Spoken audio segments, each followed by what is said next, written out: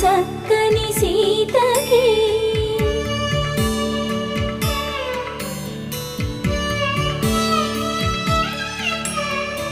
ఎర్ర జాబిలి చేయి రాముడేడని అడుగుతుంటే